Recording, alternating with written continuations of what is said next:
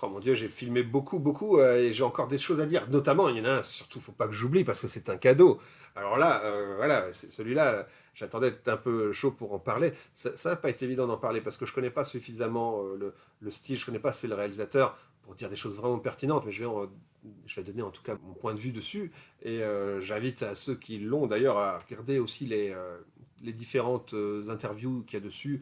Ce qui ne sont pas des gens de l'équipe, hein, c'est chez ESC, hein, encore ils interviewent des spécialistes, il y a un réalisateur qu'ils interviewent, il y a un critique des cahiers du cinéma qu'ils interviewent, tout ça, qui disent des choses très pertinentes, des trucs très bien dessus, qui m'ont permis aussi d'avoir aussi quelques codes, hein, pour appréhender le film. C'est un cadeau envoyé, alors je vais vous dire, c'est un cadeau envoyé, alors pour le coup, pas par Marc Jacquot, pas par l'ami qui m'offre des films de chiens, non, par Alcor. Alors, regardez, alors là, je suis super, encore, et 1000 fois merci Alcor, pour ton cadeau, hein, c'est vraiment super de ta part, hein, c'est super gentil. Il y avait même un autre cadeau en bonus dedans, mais j'en parlerai brièvement après. Voilà, avec aussi une petite lettre, hein, donc, que je vais aussi vous lire. Salut Antoine, un petit présent qui je pense te fera plaisir, oui, extrêmement, vraiment. C'est encore 1000 fois merci. Bon film, et c'est un plaisir de te connaître. Moi aussi, hein, je trouve ça. Amitié, Alcor. Alcor que vous avez probablement, pour ceux qui connaissent le Discord, vous le connaissez, et il y en a qui l'ont probablement déjà vu dans les commentaires, ou Grégory pour les intimes. Alors, je ne sais pas si j'ai le droit de le dire, alors bon, on va dire ceux qui regardent les vidéos sont aussi intimes, et Greg pour les copains. J'espère que je suis un copain aussi, donc je ne sais pas comment t'appeler si je t'appelle Greg. Et donc, voilà, avec un petit sourire. Voilà, bah, merci beaucoup pour cette attention, hein. Franchement, ça... je suis forcément un petit peu gêné, hein.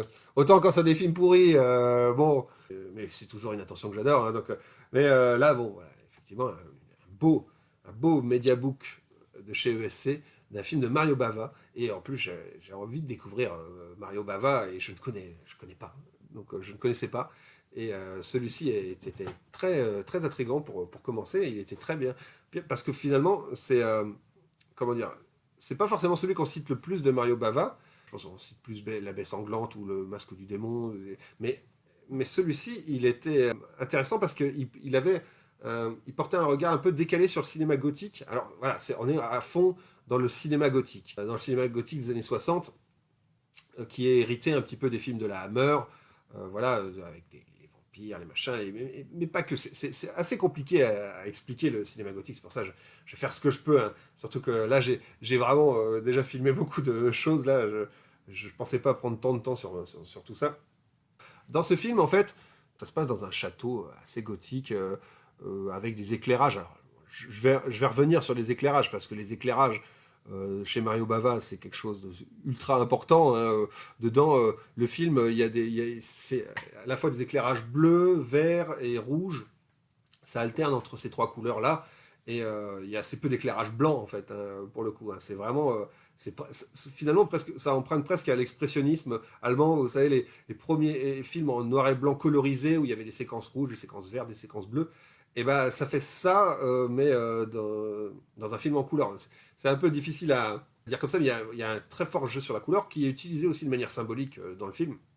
Et donc, alors voilà, ça raconte, ça se passe dans un château, un château très sombre, éclairé à la bougie, où il y a ce travail sur les couleurs dans ce film. Il est impressionnant parce que là où il place toutes ces sources de couleurs, il sculpte vraiment le décor par la lumière.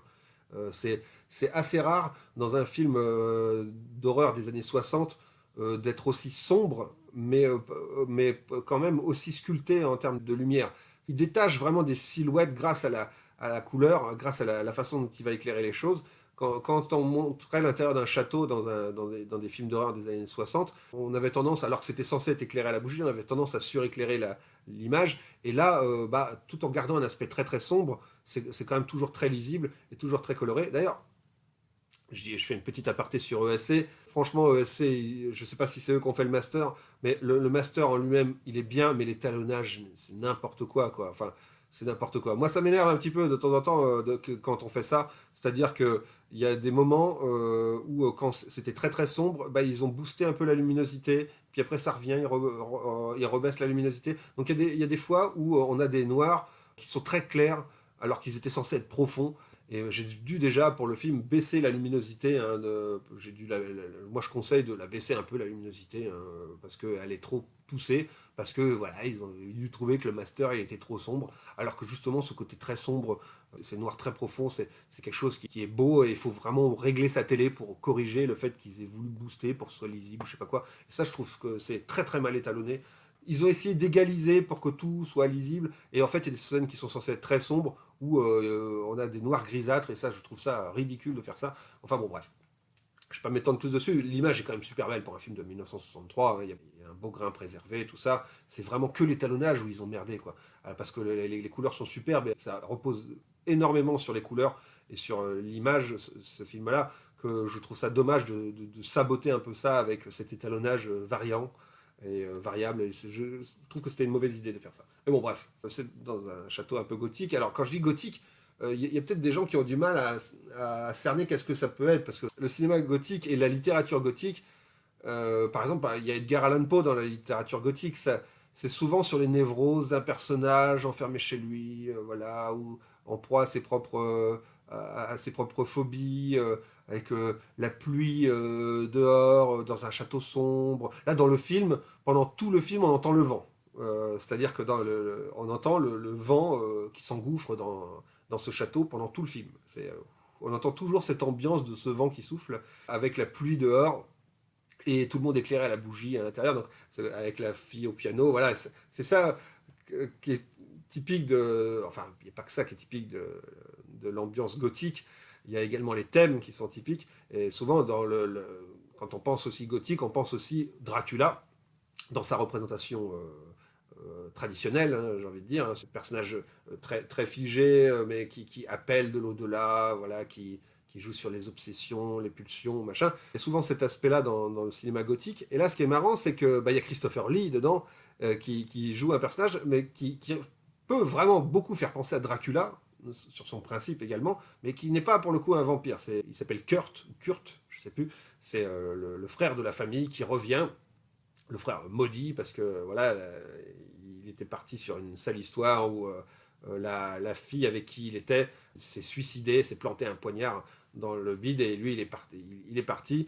Son père l'a déshérité et a tout filé la fortune à son frère, et il revient, il est revenu faire chier le monde, et notamment tourmenter Nevenka qui est donc censé épouser son frère à lui, mais on voit aussi après que son frère à lui, il en aime encore une autre, donc voilà, pauvre Nevenka, elle, le mari qu'elle doit épouser la trompe déjà. Et elle ressent des choses pour ce frère maudit qui revient, qui est assez mal accueilli, hein, parce qu'il y a la doyenne du château qui veut le tuer pour le fait qu'il ait causé la mort de sa fille, qui garde le poignard que la fille a utilisé pour se tuer sous une cloche plantée dans des roses, pour l'utiliser un jour pour le tuer s'il revient. Bon, justement, il revient, donc il va lui arriver des bricoles assez rapidement, mais bon, je m'avance pas trop. Et donc, cette Nevenka, elle a l'air d'avoir une relation un petit peu bizarre avec lui. On apprend après, au fur et à mesure du film, que normalement, ils étaient censés être ensemble. Elle lui était promise, mais au final, voilà, c'est avec une autre, celle qui s'est tuée, qui s'est mise, tout ça. Et donc, elle ressent des choses pour lui. Elle a un rapport sadomaso avec lui. C'est assez osé pour l'époque, hein, d'où le nom Le corps et le fouet.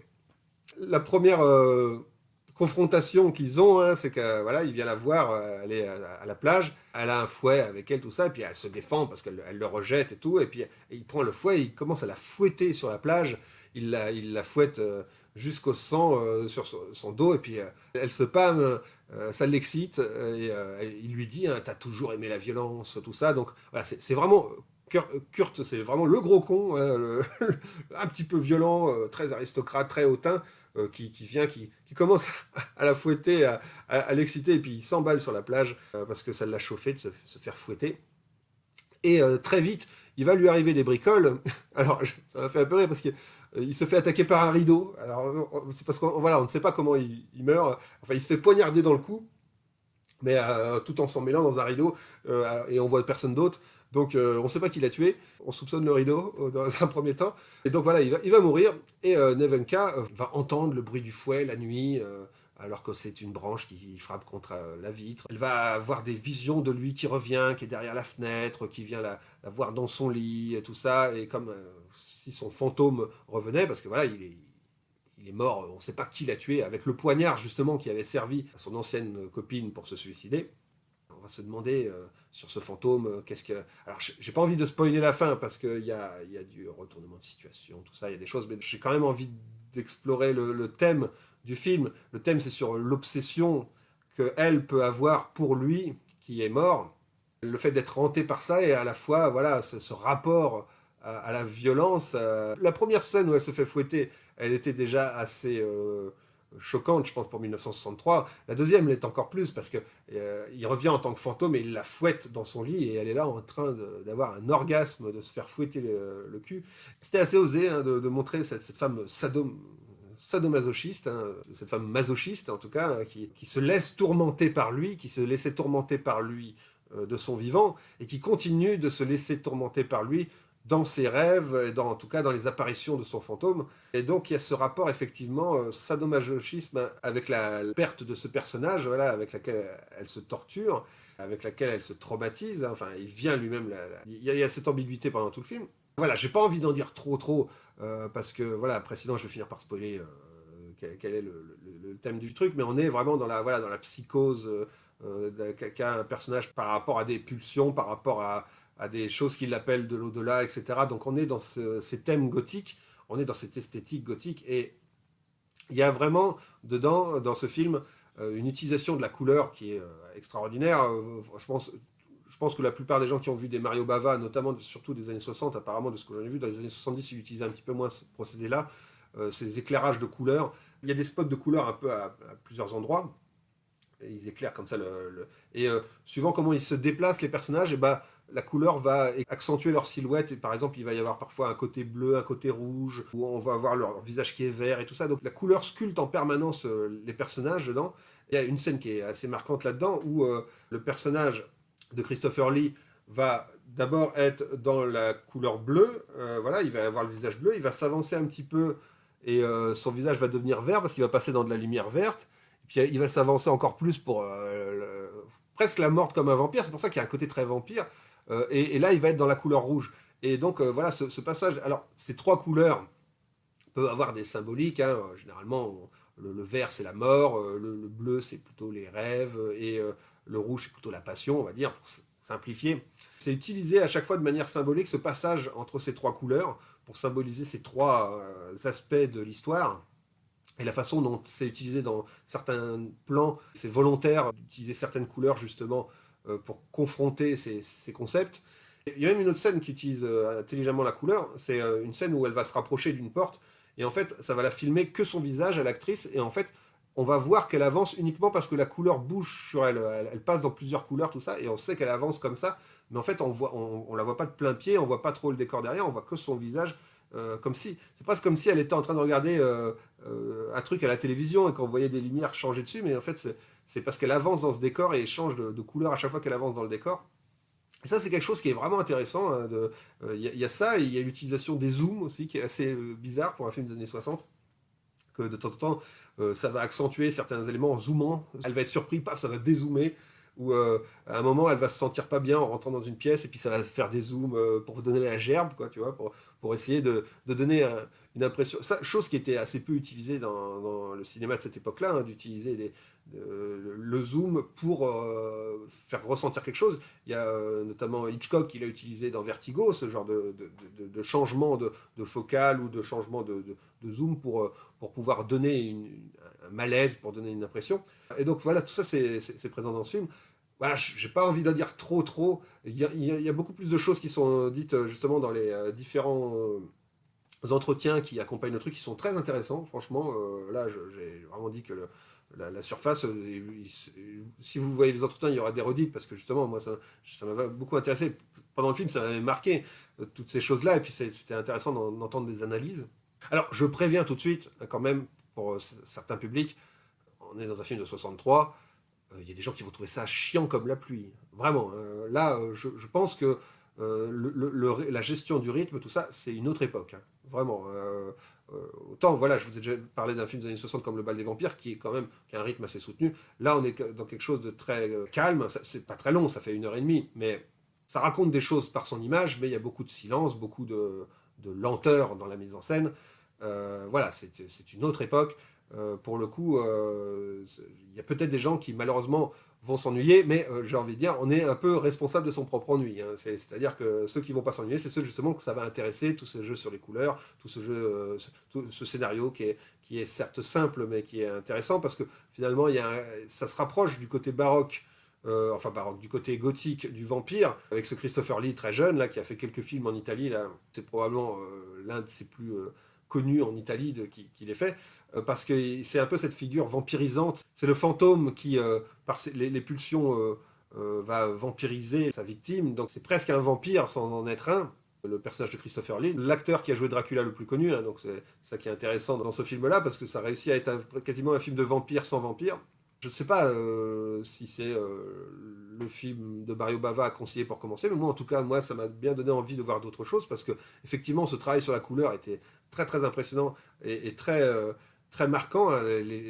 Certains plans, certains décors sont vraiment des tableaux mis en couleur, enfin, par ces 3 couleurs primaires, quoi, rouge, vert, bleu. C'est un film en couleur, et c'est extrêmement en couleur, pour le coup, mais aucune des couleurs n'est vraiment réelle, quoi. Il y a un côté assez surréel dedans. Mais voilà, je tenais à prévenir quand même qu'en termes de rythme, il y a des gens qui vont peut-être s'emmerder un petit peu. Faut accepter la proposition, faut accepter le cinéma de cette époque. En tout cas, c'était effectivement un classique du cinéma gothique. Ça donne envie effectivement d'en voir encore plus de Mario Bava et d'autres. Hein. En tout cas, voilà, merci beaucoup, hein, Greg, j'espère que j'en ai pas trop mal parlé. Je connais pas suffisamment pour dire des choses très très pertinentes, mais en tout cas, voilà, moi ça m'a intéressé, ça m'a plu. J'ai trouvé que Lavi, je sais plus comment elle s'appelle, Dalia Lavi, qui est une actrice israélienne, je crois qu'elle était parfaite dedans, elle avait vraiment le visage pour être éclairée par Mario Bava. D'ailleurs, elle est éclairée, pour ceux à qui ça ne parlerait pas, ce type d'éclairage-là, elle est éclairée, son visage est éclairé comme Morticia dans La Famille Adams. Hein. Voilà, c'est ça, on a l'impression qu'il y a un projo sur son visage et que tout est sombre autour d'elle. C'était un visage parfait pour être éclairé, pour jouer ce genre de personnages. Et vraiment, les personnages dedans sont presque des statues qu'on met en valeur par la lumière. Hein. C'est assez intéressant. Et voilà, je trouvais que tout le monde était nickel dedans. C'est un film qui a un certain âge, mais qui est intéressant en termes de style. En tout cas, encore merci, merci Greg, hein, pour les intimes ou pour les amis. Donc, tu me fais très plaisir avec ce cadeau. Hein. Il rejoint fièrement ma collection et encore merci. Et d'ailleurs, voilà, j'en profite pour, voilà, je vois qu'il est tard. Je ne sais pas combien d'heures de vidéo ça va faire. Donc je vais essayer d'aller vite sur certains trucs. Là, je vais clore hein, bientôt. Tu m'as aussi offert avec Memories of Murder. Là, bon, un DVD. En Blu-ray, il a l'air d'être chaud à trouver. Hein. J'ai jamais réussi à le trouver abordable en Blu-ray, mais le master est déjà très très bien pour du DVD, donc je le regarderai en DVD. C'est nickel. Et puis en plus, voilà, il y a des scènes coupées, il y a un commentaire audio, il y a ce qu'il faut. Et l'upscale, ça va. Franchement, la compression est plutôt bonne et c'est un beau petit digibook. Donc Memories of Murder, qui est excellent, que je n'ai pas revu depuis super longtemps, mais que je voulais dans ma collection. Donc superbe, hein, tu as lu dans mes pensées. Hein, c'en est un que je n'avais pas et que je suis très heureux d'avoir, Memories of Murder. Ça, d'ailleurs, je vais parler d'un... ce serait con que je fasse cette vidéo sans parler d'un film, d'un autre film coréen que j'ai beaucoup aimé, The Strangers ou The Wailing, je crois qu'il s'appelle aussi. Na Hong-jin, qui est le réalisateur de The Chaser, qui était très bien. Mais je trouve que celui-ci est encore plus abouti, même s'il n'est pas forcément évident à appréhender. Il a aussi fait The Murderer, qui était plutôt pas mal, ou qui s'appelle aussi The Yellow Sea. Mais mon préféré, ça reste The Strangers au final. Même si The Chaser, j'aime beaucoup. Je mettrais Murderer en troisième. Alors, je remercie, là pour le coup, c'est Dark City Fan qui me l'a offert pour se faire pardonner des films de chiens, se faire pardonner. Enfin, il m'achète plein de trucs au final, hein, Dark City Fan, donc il n'a pas besoin de se faire pardonner, mais il l'avait acheté pour lui dans une offre de la Fnac, il l'a regardé, il a beaucoup aimé, et puis il me dit bah, tiens, vas-y, prends-le, toi tu collectionnes, moi je collectionne pas. Donc c'est super gentil, merci Dark City Fan, je dis pas ton prénom, qui m'a aussi, c'est grâce à lui que j'ai les Schtroumpfs 2. Mais c'est aussi grâce à lui que j'ai The Strangers. Donc voilà, quelque part, ça va. Il se rattrape. Ça se passe dans un petit village coréen, donc dans la campagne coréenne. Et il y a des morts bizarres. Les gars, ils ils ont comme une espèce d'urticaire, ils sont devenus un peu dingues tout d'un coup, comme s'ils étaient possédés, et ils deviennent un peu comme des zombies, et ils s'entretuent, voilà, donc il y a plusieurs cas comme ça dans un village, de morts bizarres, alors que normalement il se passe rien dans ce village, et là il y en a plusieurs, voilà, qui commencent à mourir avec la peau toute abîmée, ça a l'air bizarre. Ça va suivre le policier de ce village qui est un peu dépassé par les événements, qui n'a pas l'habitude de s'occuper d'affaires de crime quoi, là-dedans. Il va aller collecter dans cette enquête les témoignages de plusieurs personnes, et il y a un truc qui revient pas mal de fois, c'est que voilà, il y en a pas mal qui soupçonnent l'étranger, qui est un japonais qui vient d'arriver, qui habite dans une petite baraque dans le village, et il pense que c'est à cause de lui, que c'est lui qui est en arrivant qui a amené une malédiction ou quoi, que c'est peut-être un sorcier, machin. Donc il va y avoir tout un tas de superstitions par rapport à ça. Ah, c'est horrible parce que ce film-là, j'ai vraiment énormément de choses à dire sur la façon dont il est fait, parce il est très intéressant à décortiquer. Alors moi, j'ai vu des gens qui n'ont rien compris à la fin, qui ont dit « Oh, alors on ne sait pas qui est le tueur, qui machin, etc. » Mais justement, la façon dont il est raconté, c'est ça qui est intéressant, c'est qu'il oppose trois choses, et il y a les victimes d'un côté et trois forces différentes, qui sont l'étranger, le chaman et l'esprit. Ces trois éléments-là on se renvoie un peu la faute et sont finalement des symboles de l'étranger. Voilà, tout le monde va accuser l'étranger, le japonais, parce que voilà, c'est celui qui vient de l'extérieur, c'est forcément lui qui a foutu le bordel, machin. Donc il y a aussi un petit message aussi sur la xénophobie là-dessus. L'esprit qui va être en antagonisme avec le chaman, l'esprit qui lui d'ailleurs accuse l'étranger, qui dit que c'est l'étranger qui est le méchant, alors que l'étranger serait... J'ai pas envie de spoiler, il y a tellement de rebondissements, c'est ça qui est horrible. Donc j'essaye de parler de ça brièvement sans trop en dire. Mais voilà, le chaman en lui-même, c'est un moment, le héros, sa fille commence à être aussi un peu possédée comme tout le monde dans ce village. Et il va faire appel à un chaman qui vient aussi d'étranger, d'où le strangers au pluriel, parce que il vient aussi de l'extérieur du village. Et lui, c'est le côté commercial de la foi, grosso modo, c'est-à-dire qu'il va se faire du fric pour exorciser des gens. Donc, et c'est marrant parce qu'on le voit quitter sa toge de chaman à un moment, et puis foutre un survêt Nike, et puis fumer une clope. Et on voit que voilà, c'est le côté capitaliste, une force capitaliste.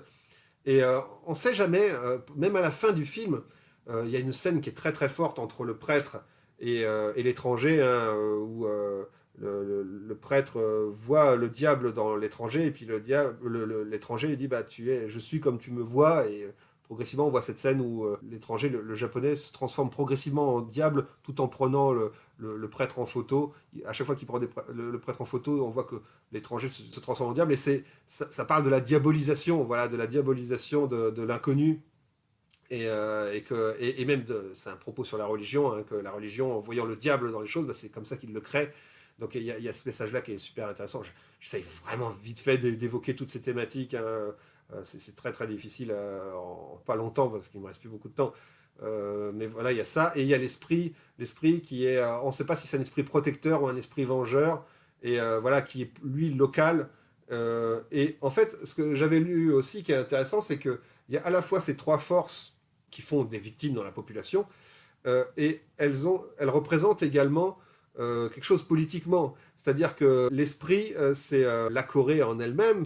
D'ailleurs, c'est à l'époque où la présidente de la Corée du Sud était une femme, qui disait que c'était la faute des étrangers, notamment du Japon ou de la Corée du Nord, pas mal de choses. Donc voilà, il y a ce côté-là. Elle représente un petit peu le pays en lui-même, hein, cet esprit qui va tourmenter, qui va faire des victimes dans la population. L'étranger qui va être accusé de tous les maux par la population locale, voilà, et le chaman qui représente le capitalisme, et qui représente presque la société américaine, qui est venue pas mal vampiriser la société coréenne. Et donc en fait, ces trois démons, quelque part, sont les trois démons qui font des victimes dans la population coréenne. Et donc il y a vraiment un message politique par-dessus cette histoire.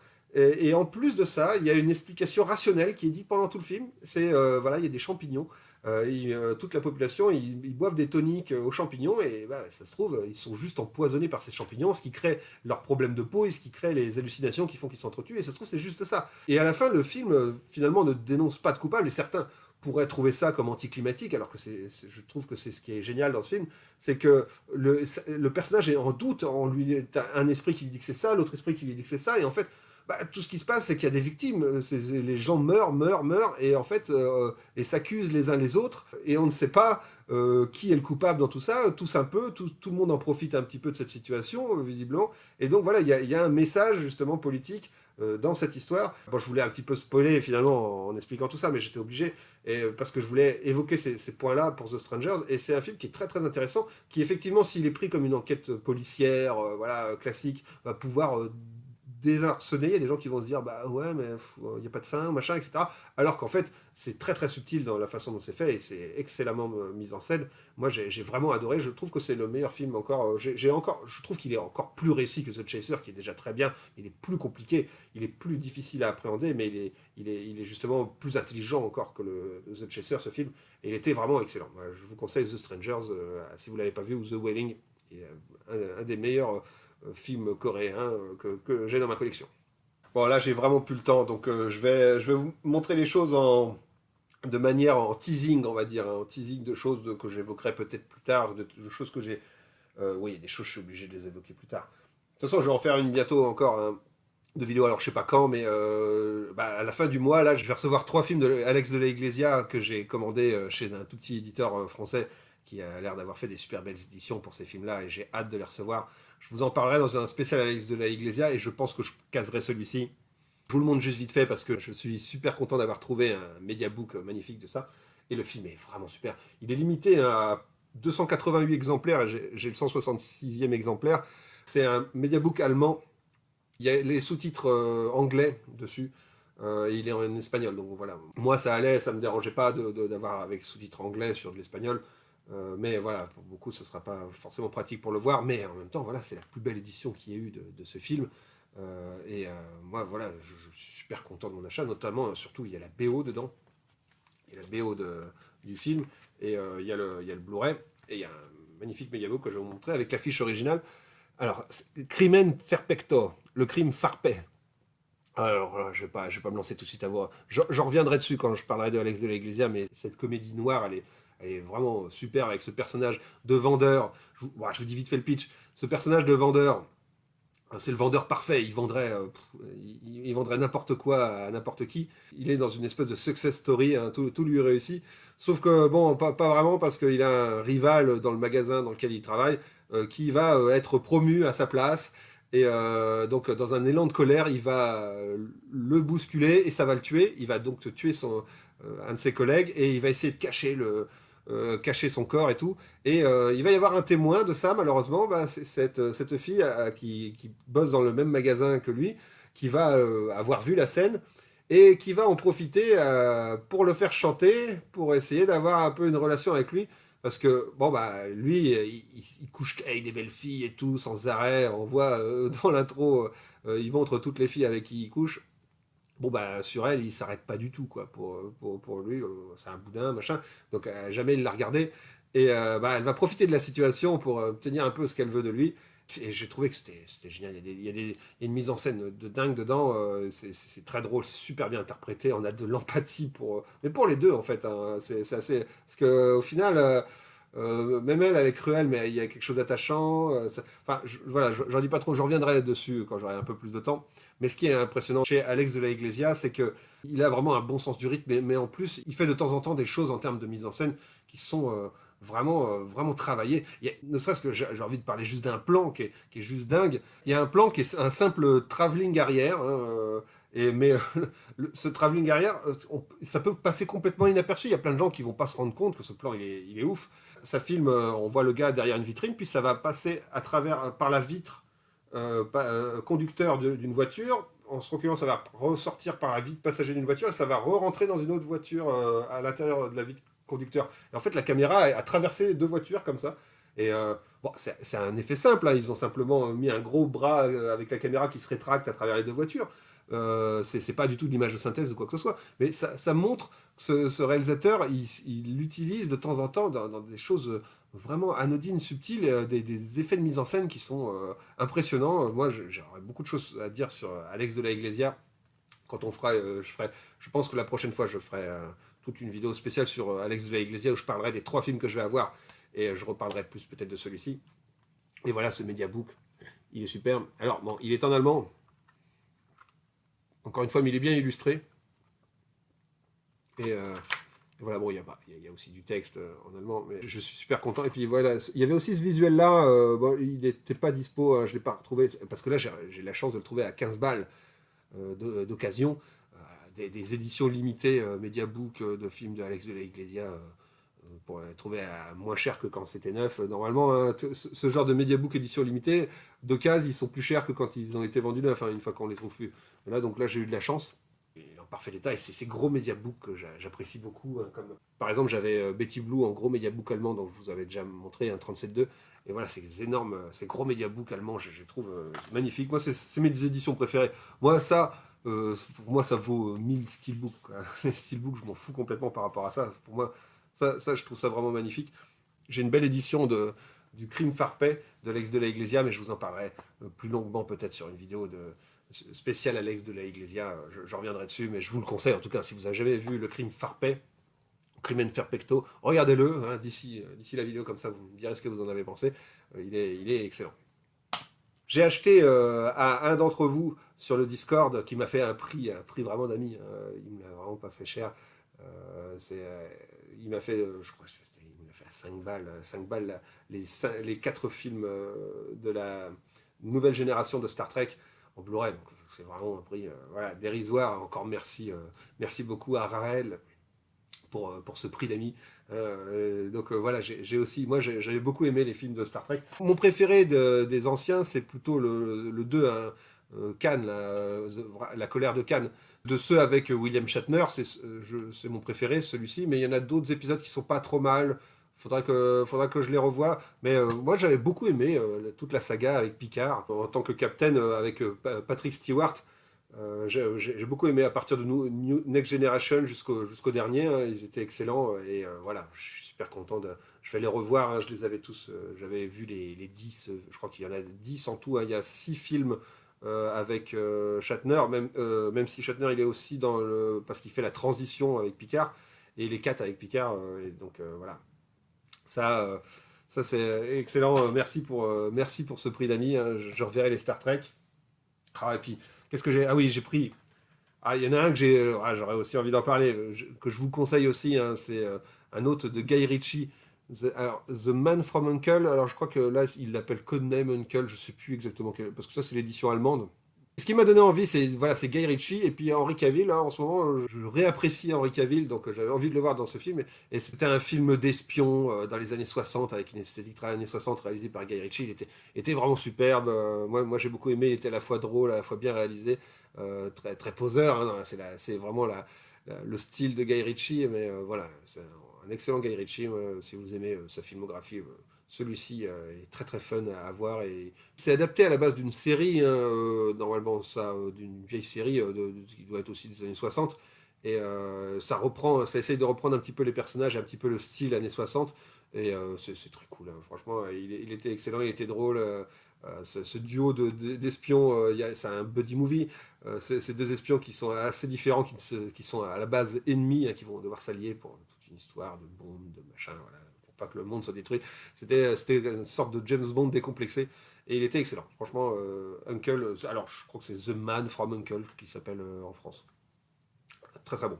J'essaye de me préparer pour Matrix 4. Il me tente bien, il y a des trucs dans la bande-annonce qui m'ont bien fait envie. J'ai du mal avec le 2 et le 3, vraiment. Donc j'y vais à reculons, à les revoir. Je les ai vus qu'une fois. Moi j'ai beaucoup aimé le 1. Le 1, je dois l'avoir quelque part derrière. Il est là, voilà, j'ai un beau digibook du 1, parce que là, il était très bien. Mais Matrix Reloaded et Matrix Revolution, j'avais pas. Ouais. Mais il faut que je les revoie. Et bon, à chaque fois, je me dis, ouais, mais vraiment pas cher. Hein. Et là, bon, j'ai trouvé à 1 € le Révolution. Et puis en très bon état. Donc 1 €. 1 € dans un Easy Cash. Donc, bon, bah, oui, voilà, à ce prix-là, si je trouve le 2 à 1 €, bon voilà, je dépenserai pas plus de 2 balles pour revoir le 2 et le 3. Je suis peut-être dur, hein. Bon, et puis je me dis, éventuellement, si vraiment je les réévalue, ce sera l'occasion plus tard d'acheter en 4K, parce qu'ils sont sortis en 4K. Mais là, je mettrai pas 15 balles par film dans du 4K pour des films qui m'avaient moyennement plu. Donc, je vais essayer de revoir le 2 et le 3 d'ici que le 4 sorte. Donc, je vais essayer de trouver aussi le 2 à 1 balle. Espérons que j'aurai aussi autant de chance que pour le 1. Peut-être je suis dur, hein, vous me direz, hein, si vous aimez beaucoup. Je sais qu'il y en a qui aiment beaucoup le 2 et le 3. Moi, Moi, j'ai trouvé ça... j'ai décroché, moi. Le 1 m'a plu, le 2, le 3, j'ai décroché. Mais bon, je reverrai. J'essaierai de me préparer pour Matrix 4.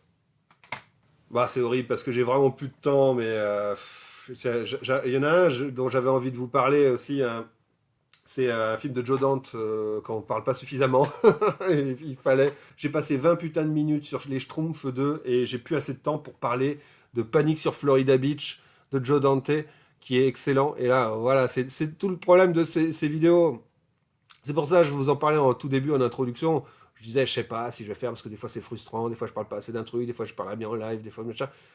Peut-être c'est sympa de m'entendre parler de plein de trucs comme ça, mais il y a des films où je suis obligé de me presser parce que je vois que l'heure tourne, il va falloir que j'aille chercher ma femme à la gare et tout, donc je vais être obligé de clore la vidéo et j'ai déjà filmé beaucoup. Quand un film comme ça arrive en fin de vidéo et que j'ai plus le temps, ça me dégoûte parce que justement celui-là on n'en parle pas suffisamment de Joe Dante, Matinée ou Panique sur Florida Beach. Je vais essayer de... Allez, en quelques mots, ce que je peux vous dire, c'est évidemment... Moi, j'ai revu dernièrement L'aventure intérieure, qui est superbe de Joe Dante. Moi, évidemment, les deux plus réussis, tout public, accessibles, on va dire, c'est les Gremlins et L'aventure intérieure. Ces deux-là, voilà, je pourrais les voir à l'infini, quoi. Mais ça éclipse souvent le fait que Matinée, Panique sur Florida Beach, est vraiment, vraiment un chef-d'œuvre, quoi. Et c'est vraiment un excellent film qui est presque personnel. Alors même si c'est pas lui qui a écrit le script à la base, mais il se l'est pas mal réapproprié. C'est des thèmes qui sont assez personnels à Joe Dante. Ça se passe au début des années 60, pendant la crise des missiles de Cuba. Je sais pas s'il y a des gens qui connaissent ce qui s'est passé avec la crise des missiles de Cuba. C'est que c'est l'époque où les États-Unis avaient peur que Cuba leur envoie des missiles sur la gueule. Et donc, tous les enfants, on leur disait, il y avait des exercices à l'école où il fallait qu'ils se mettent sous la table, les mains sur la tête, des fois qu'il y a des bombes nucléaires qui tombent. Je pense que c'était pour les rassurer, entre guillemets, enfin rassurer. Moi, je trouve ça un peu dingue d'avoir autant fait flipper la population pour un truc qu'il fallait mieux gérer sans trop affoler les gens parce qu'il y avait une période de paranoïa, alors que finalement, Cuba, ils ont fini par dire non, voilà, les missiles, voilà, on n'en fera rien, tout. Et il y a une période où voilà, les États-Unis avaient peur de se faire bombarder la gueule par les Cubains. Et donc c'est vraiment une grosse époque de paranoïa où dans le cinéma d'horreur, on a eu beaucoup de films sur la menace qui vient de l'extérieur, qui vient de l'étranger. Et souvent, il y avait deux aspects. Soit c'était de gauche, soit c'était de droite. Quand c'était de droite, les films sur la menace qui vient de l'extérieur, voilà, c'était vraiment les extraterrestres qui représentaient les vilains communistes qui allaient détruire la même société américaine.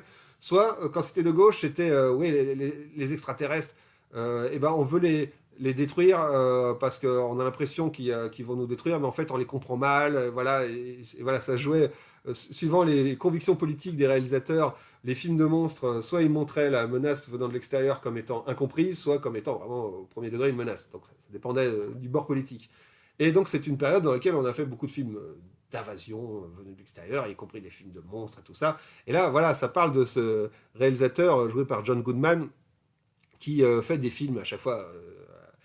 Alors, je ne sais plus de quel réalisateur il est inspiré, pas de Hitchcock, il y a un petit peu de Hitchcock, mais d'un autre réalisateur qui faisait des films comme ça, où il faisait des bandes annonces, où il se montrait lui-même en tant que réalisateur en disant le film que vous allez voir est incroyable, vous allez avoir peur, machin, etc. Et où il faisait tout un tas de subterfuges pour essayer d'impliquer les spectateurs dans la séance qu'ils allaient voir, notamment voilà, de faire signer une décharge, comme quoi voilà, tu porteras pas plainte si tu as une crise cardiaque, ou d'engager des gens pour militer contre le film en disant c'est horrible, machin, alors que voilà, c'est une scène qu'on voit dans ce film-là, mais qui a vraiment été inspirée de pratiques qui ont été réelles. Hein, on engageait des fausses associations religieuses pour dire oh, ce film est une honte et tout ça, et puis en final, ça donnait envie à tout le monde d'aller le voir, le film, et donc c'était des faux scandales qui étaient créés déjà à l'époque. Et donc voilà, lui, c'est un réalisateur qui fait ce type de film d'horreur comme ça, de monstres. Il a fait un film avec quelqu'un qui se transforme progressivement en fourmi, un petit peu comme la mouche noire. Hein. C'est que la tête de fourmi et au début et à la fin ça devient une grosse fourmi géante. C'est à la fois un réalisateur mais en même temps une sorte de magicien qui, quand il y a tout un cahier des charges pour le cinéma qui va accueillir ses films où il installe des trucs pour vibrer sous les chaises des gens et tout ça. Des choses qui ont vraiment existé. Il y a vraiment des réalisateurs où leurs films dans les cinémas, il y a eu ces histoires de chaises vibrantes et tout ça. Et ce qui est intéressant dans ce film aussi, c'est qu'il y a vraiment un parallèle qui est fait entre la crise des missiles de Cuba et le cinéma. Et au début, moi quand j'étais gamin, toute la partie sur les missiles, tout ça, ouais, ça m'intéressait pas des masses et tout. Et j'attendais surtout de voir les trucs sur le cinéma d'horreur, tout ce qui se passait dans le cinéma et tout l'aspect militaire. J'avais pas compris, en fait, à l'époque, à quel point c'était pertinent. Et c'était vraiment pertinent dans le film. Et bon, je vous laisse découvrir le film parce que j'ai pas le temps de trop développer là-dessus. Mais voilà, cette confrontation entre l'état d'esprit qu'avait la population à ce moment-là, la peur de mourir, la peur que chaque chose à chaque moment puisse se terminer, et le cinéma, le fait d'avoir peur et de se sentir vivant une fois qu'on revient dans la réalité. Ce parallèle-là est vraiment excellent dans ce film. Il est plus intéressant que ce qu'on pourrait penser. Ce film, il traite excellemment bien ces thématiques. Et voilà, il y a cette ambiance nostalgique des années 60. Et il a vraiment réalisé un film, on peut le voir d'ailleurs dans ce Blu-ray de chez Arrow, qui a encore plein de bonus, qui est génial. On peut voir justement, à part, hein, on voit plein d'extraits pendant le film de ce film d'horreur en noir et blanc avec cet homme qui se transforme en fourmi qui est très très marrant. Donc voilà, je vous conseille vraiment ce film Matinee, qui tire son nom des séances du samedi aux États-Unis où il y avait plein de films qu'on pouvait voir toute la journée, quoi. Ils ont pris le terme matinée alors que ça se passait l'après-midi souvent. Mais bon, voilà, c'est les Américains, ils apportent comme ils peuvent les mots français, mais voilà, pour eux, voilà, c'était toute une journée cinéma où il y avait des dessins animés, tout ça, et les gosses, ils y passaient toute la journée. Et ça vient de là. Et donc voilà, en France, ça s'appelle Panic sur Florida Beach. Je vous le conseille extrêmement. Hein, c'est l'un des meilleurs films de Joe Dante. Évidemment, c'est difficile avec l'aventure intérieure et Gremlins de dire si c'est le meilleur ou pas, mais voilà, il est pas suffisamment cité. Moi, je trouve beaucoup plus intéressant que Small Soldier, pourtant, il est très bien, Small Soldier. Mais voilà, on parle beaucoup plus facilement de Small Soldier que de Panic sur Florida Beach, qui est pourtant, pour moi, encore un meilleur film. Bon, bah, évidemment, j'ai plus le temps, alors que j'avais deux films italiens dont je voulais parler, qui sont super, mais bon, je vous les montre pour en parler une prochaine fois, tant pis. Hein. J'avais Opéra de Argento. Alors pourquoi j'ai deux trucs là? Parce que en fait, puis ça permet aussi de montrer que bah, les éditions DVD sont plus jolies que les éditions Blu-ray. C'est de chez Le Chat qui fume. Ça, c'est l'édition DVD. J'avais commandé Opéra chez Le Chat qui fume de Dario Argento et il m'a envoyé le DVD, alors j'avais commandé le Blu-ray. Et je l'ai appelé et je lui ai dit oui, excusez-moi, vous êtes trompé, j'avais commandé le Blu-ray, j'ai reçu le DVD. Et il me dit oh bah excuse-moi, ouais, je te renvoie le Blu-ray, t'inquiète. Et je dis bah je dois le renvoyer comment le DVD? Il dit oh mais garde-le, machin. Super, bah, merci beaucoup Stéphane hein, de chez Le Chat qui fume. C'est super, hein, comme ça j'ai les deux. Hein, et puis en plus le packaging du DVD est encore plus joli. J'hésite presque à le foutre à la place, mais bon, je vais garder les deux. Et voilà, c'est super de Argento, ça, Opéra. Malheureusement, j'ai pas le temps d'en parler là. Ça fera peut-être l'occasion d'une autre vidéo, mais je vous le conseille. Vraiment, c'est un plus récent que ce dont je vous ai parlé. Là, on est dans les années 80. Mais il y a énormément de séquences qui sont superbes. Hein. Il y a notamment, il y a plein de séquences qui sont marquantes avec les corbeaux, l'utilisation des corbeaux, qui se sont fait chier. Hein, et même certains plans, il y a un plan qui est censé être une vue subjective d'un corbeau qui passe au-dessus de tout le monde dans l'opéra, et où ils ont pendu une caméra qu'ils ont fait circuler dans tout un... Enfin, ils se sont fait chier pour plein de plans. Il y a également un autre plan qui est dingue, où il y a une balle, quelqu'un qui... Il y a Daria Nicolodi, l'ex-femme de Argento, là, qui joue aussi un rôle dedans, qui regarde à travers une serrure, et il y a le tueur qui tire dans la serrure, on voit la balle qui passe dans la serrure et qui passe à travers la tête. Des trucs, et ils ont vraiment filmé une serrure géante dans laquelle ils ont fait passer une balle pour faire une scène comme ça. Il y avait un autre film qui avait utilisé le même procédé d'ailleurs pour faire ce type d'effet. Et voilà, il y a énormément de scènes. Il y a énormément de scènes marquantes dans ce film. Et on voit, c'est le tueur à chaque fois, il tourmente la fille qui doit jouer le rôle dans la pièce d'opéra. Et à chaque fois, il l'attrape, il l'attache et il lui met des espèces d'épingles comme ça pour pas qu'elle ferme les yeux et qu'elle voit les gens autour d'elle se faire tuer. Et à chaque fois, voilà, il la laisse dans cet état-là. Et ouais, je peux pas en parler plus longtemps. Voilà, c'est excellent, opéra. Et bon, bah, je termine sur un autre du Chat qui fume. Là, pour le coup, je l'ai acheté en DVD parce que je n'arrive plus à le trouver en Blu-ray. Celui-ci, le venin de la peur, il était vraiment parfait de Lucio Fulci. J'en parlerai plus. J'en parlerai plus après. Ça m'a été conseillé par l'un d'entre vous, par Stardust. Tu as bien fait de me le conseiller parce que franchement, j'ai vraiment adoré. Et effectivement, tu m'avais conseillé aussi Don't Kill a Duckling. Je ne sais plus comment il s'appelle en français. qui effectivement, je pense, me plaira moins que celui-ci, même s'il a l'air d'être intéressant, mais celui-ci, j'ai adoré esthétiquement et même l'histoire, et j'ai plus le temps d'en parler. Le Venin de la peur, voyez-le, hein, c'est un excellent giallo, parce que ouais, c'est une sorte de giallo quand même italien. Il y a des scènes de rêve, et la scène de rêve du début, elle est superbe, l'histoire, elle est intrigante, la mise en scène, elle est vraiment impactante. Et voilà, j'ai pas le temps de vous raconter le synopsis et tout ça, mais le venin de la peur. Alors, le titre français, c'est pour ça, j'en reviendrai dessus, mais je dis deux, trois anecdotes uniquement. Le titre français, c'est le venin de la peur, mais normalement, la traduction littérale, ce serait un lézard dans la peau d'une femme. D'ailleurs, que je trouve un meilleur titre, ils auraient pu l'appeler un lézard dans la peau d'une femme, tout simplement. Ces espèces de longs titres, je trouve ça beaucoup plus cool. Et surtout que le venin de la peur, ça ne veut rien dire du tout. Alors que un lézard dans la peau d'une femme a plus de sens avec le film. Et d'ailleurs, le film en France a aussi un autre nom que le venin de la peur. Ça, voilà, pour l'anecdote, je l'avais dit dans un live. C'est que la version non censurée de ce film, parce qu'il y a un petit peu de cul, la version non censurée de ce film en France, dans le cinéma, il était distribué sous le nom Les salopes vont en enfer. La classe, la grande classe. Ce qui est aussi un lien avec le thème du film. Et c'est un film qui est esthétiquement excellent. Et là, voilà, j'aurais énormément de choses à dire, mais d'une, j'ai plus beaucoup de temps. Et de deux, c'est un film que j'ai vu en étant très malade. J'étais fiévreux avec les problèmes de santé que j'ai eu à la rentrée. Je l'ai vu dans un état second, mais j'ai halluciné, j'ai adoré. Mais il y a quelques scènes qui sont imprimées, hein, comme les chiens, hein, les chiens éventrés dans le labo, hein, pour ceux qui ont vu le film. Je pense qu'ils voient de quelle scène je parle. D'ailleurs, je crois c'est une scène où il y a eu des enquêtes où ils ont demandé comment ça a été fait. Ils ont eu peur que ce soit des vrais chiens qu'ils aient éventrés pour le film. Et le gars qui avait fait les effets spéciaux avait dû prouver, là, leur montrer les chiens en plastique là, qu'ils avaient utilisés, tout ça. Il a dû aller ressortir les trucs pour prouver que non, ils n'avaient pas tué des chiens, parce que les faits étaient saisissants. Et voilà, c'est un film qui est esthétiquement, qui est très fantasmagorique, j'en parlerai plus une prochaine fois parce qu'il le mériterait, le venin de la peur. Il faut que je le revoie en étant dans un état plus normal. Mais j'avais adoré et je suis persuadé qu'en le revoyant une deuxième fois, il va finir par être dans mes films cultes. Il a tout ce qui me plaît dedans. Bon, voilà, j'ai fait ce que j'ai pu pour aller le plus vite possible. Je pense qu'on en est à... Je pense qu'on a battu le record. Je pense que là, il y a plus de 3 vidéos, hein. Je ne sais pas où est-ce que vous en êtes, ou en tout cas des longues vidéos. Ça m'a fait plaisir, en tout cas, de refaire ce type de vidéo. Ça fait un moment que je ne l'avais pas fait. Comme j'ai dit, hein, dans la toute première de la salve de vidéos, je ne sais pas trop si je continue. Parce que là, voilà, à chaque fois, je laisse passer trop de temps, puis j'ai pas le temps de parler de tout, machin. J'espère que ça vous a quand même fait plaisir de pouvoir voir un petit peu, me voir survoler tout ça, même s'il y a des choses qui sont probablement frustrantes, que je ne sois pas rentré dans les détails.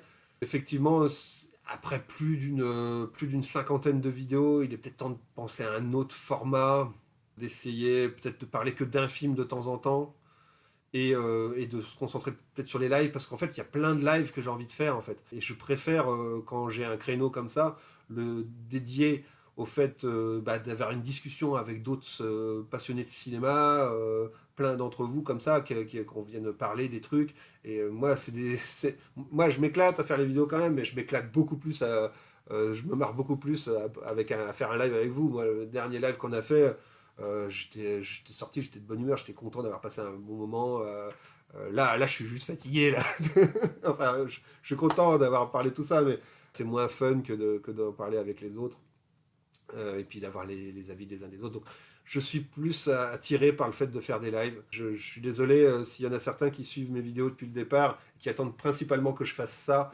Comme j'ai dit, moi, ces vidéos-là, je les ai fait principalement pour pouvoir rencontrer des gens, des passionnés, tout ça. Et maintenant que je les ai rencontrés, dès que j'ai vu un truc, la première chose que j'ai envie de faire, c'est sur le Discord d'en parler un peu. Et puis à chaque fois, je me retiens, je me dis, ah ouais, mais non, mais sinon, j'aurais rien à dire dans la vidéo, je vais me répéter, machin, etc. Ou alors, c'est d'avoir l'avis des gens. Je dis, ah bah tiens, JB ou machin, qu'est-ce qu'il en pense, ce serait bien d'en discuter et tout. J'ai plus envie de ça que de vous faire un exposé sur chaque film. Je pense que je l'ai suffisamment fait là pendant une soixantaine d'heures, hein, quasiment, une cinquantaine d'heures au moins.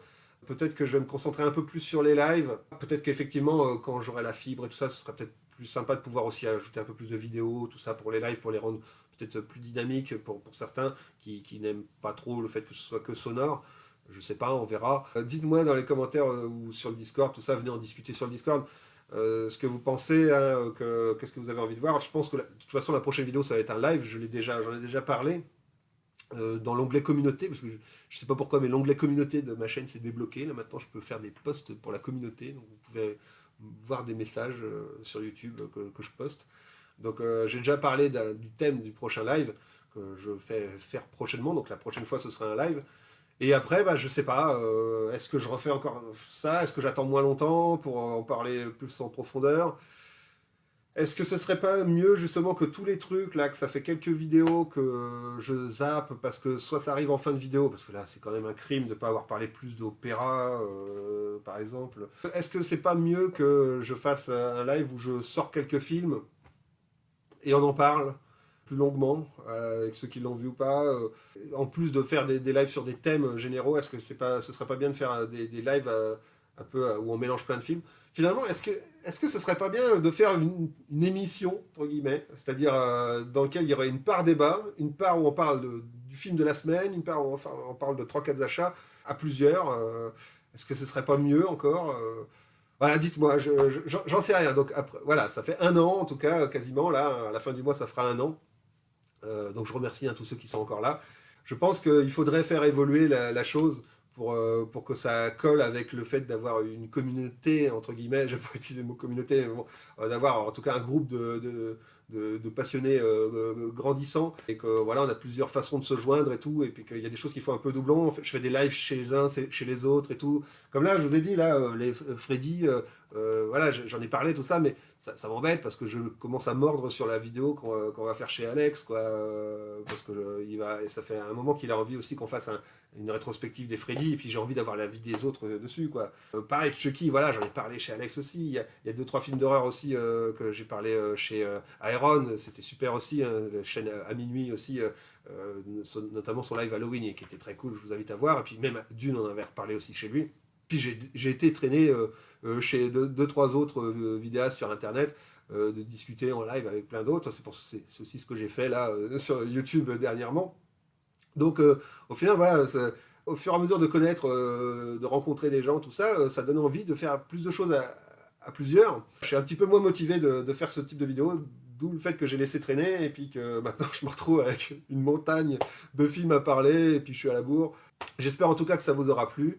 L'intérêt, je pense, de ce type de vidéo, c'est de montrer les éditions, parler de trucs, de certains détails, tout ça. Donner mon avis sur le film, c'est bien, mais je pense que c'est bien aussi peut-être d'avoir un retour, d'avoir une contre-critique, d'avoir un truc, voilà, un truc en plus aussi. Il y a peut-être moyen de faire quelque chose de mieux, ou un débat, hein. Moi, j'ai bien aimé débattre aussi de certains films. Donc peut-être, voilà, ce type de vidéo, je les réserverai surtout pour montrer des belles éditions, peut-être, plutôt que de faire des longues critiques de films.